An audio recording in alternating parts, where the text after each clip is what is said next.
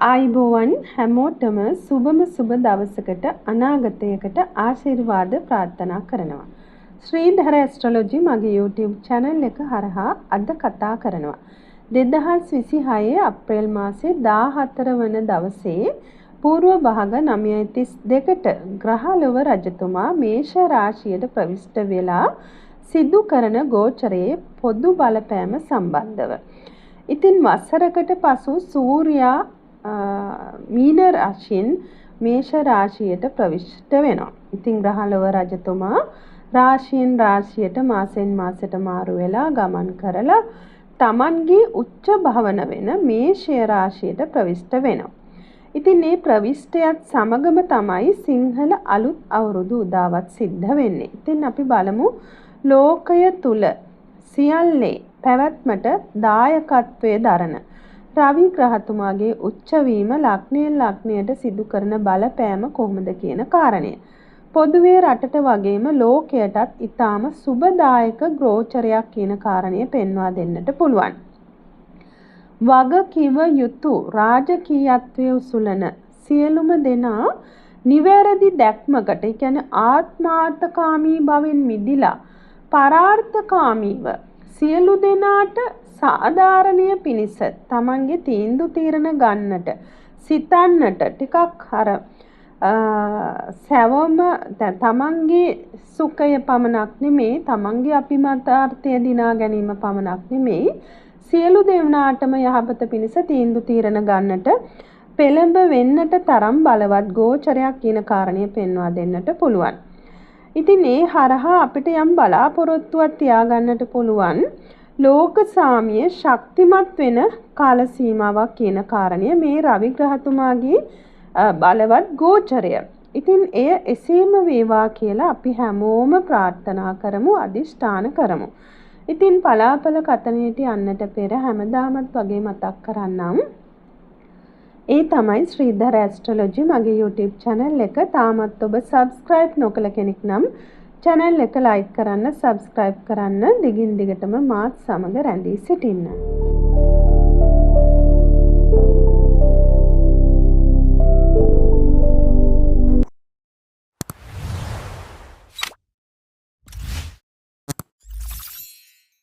ආදරණීය වෘශ්චික ලග්න හිමි ඔබට ඉතාම සුබදායක ගෝචරයක්. පසුගිය මාසයේ රවි ග්‍රහතුමාගේ ගෝචරයට සාපේක්ෂව මේ ගෝචරය ඉතාම සුබයි කියන කාරණය පෙන්වා දෙන්නට පුළුවන්.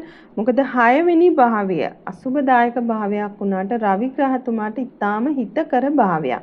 ඉතින් කායිකව මානසිකව ශක්තිමත් වෙනවා. සියලු සතුරු බලවේග වෙන්නට පුළුවන්. ඊර්ෂ්‍යා සහගත ස්වභාවයන්, සෞඛ්‍ය ප්‍රශ්න, නීති ප්‍රශ්න, යුග ජීවිතය තුළ ප්‍රශ්න, වැරදි වැටහීම්, ණයබාර, ඔය වගේ ඔබ පීඩාවට ලක් කළ සියල්ල අභිබවා ඔබ ඉස්මතු වෙලා කැපී පෙනෙමින් සියලු බලවේග යටපත් කරලා ඔබට ඔබගේ බලය පතුරවාගෙන ඔබගේ ජීවිතය හොඳින් පවත්වාගෙන යන්නට තරම් ශක්තියක් මේ ග්‍රහ ගෝචරයෙන් ඔබට හිමි වෙනවා කියන කාරණය පෙන්වා දෙනවා. සියල්ල තුල ජයග්‍රහණය අත්පත් කරගන්නට හැකි කියන කාරණය පෙන්වා දෙනවා. ඒ නිසා කායිකව මානසිකව ඔබ ශක්තිමත් වෙනවා.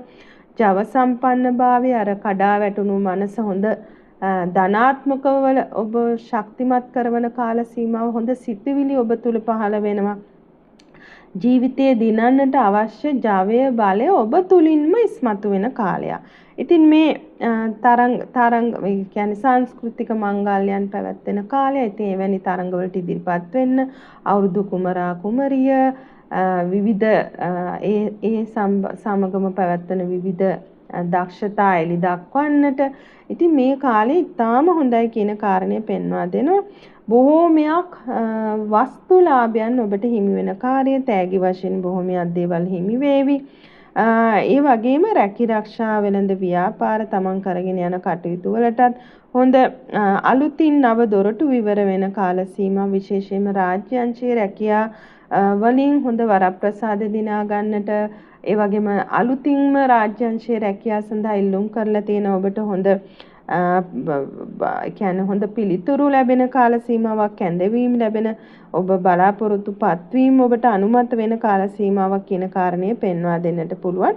බොහෝමයක් පසුගිය කාලයේ ඔබට ඉෂ්ට නොවුන බලාපොරොත්තුවෙන් සිටි දේවල් සැබෑවක් වෙන කාල සීමාවක් වගේම ඔබට හොඳ ලැබෙන්නට තියෙන ගරු සැලකිලි කීර්ති ප්‍රශංසා ඒ සියල්ලත් ලබා ගන්නට හැකි කියන කාරණය පෙන්වා දෙනවා.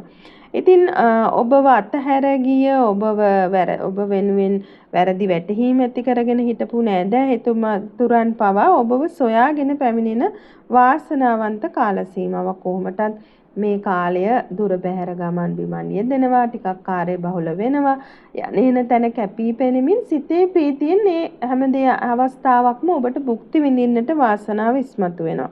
ඉතින් ඔබට ඉහළ තනතුරු උසුලන නිලධාරීන් ඉන්නවනම් ඒ නිලධාරීන්ගෙනුත් පැසසුම් ඇගයීමට ඔබ පාත්‍ර වෙන කාල සීමාවක් කියන කාරණයක් පෙන්වා දෙනවා. බොහෝමයක් ඔබට අලුතෙනුත් උසස් බුද්ධිමත් රාජකීයත්වයක් උසුලන පිරිස මුණ ගැහෙන්නට අවස්ථා හිමි වෙනවා. ඒ මුණ ගැසීම ඔබට බොහෝමයක් දීර්ඝ කාලීන වරප්‍රසාද දිනා ගන්නට හේතුකාරක වෙනවා කියන කාරණයක් පෙන්වා දෙනවා. ඉතින් සියල්ල තුල ඔබ ශක්තිමත් වෙන කාලයක්. යුග ජීවිතයක් තුල කටයුතු විවාහ වෙලා ඉන්න අයට හොඳින් පවත්වාගෙන යන්නට පුළුවන්.